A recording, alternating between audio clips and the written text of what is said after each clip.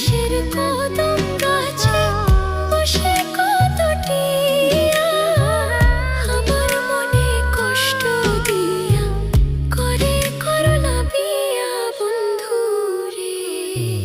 কি অপরাধ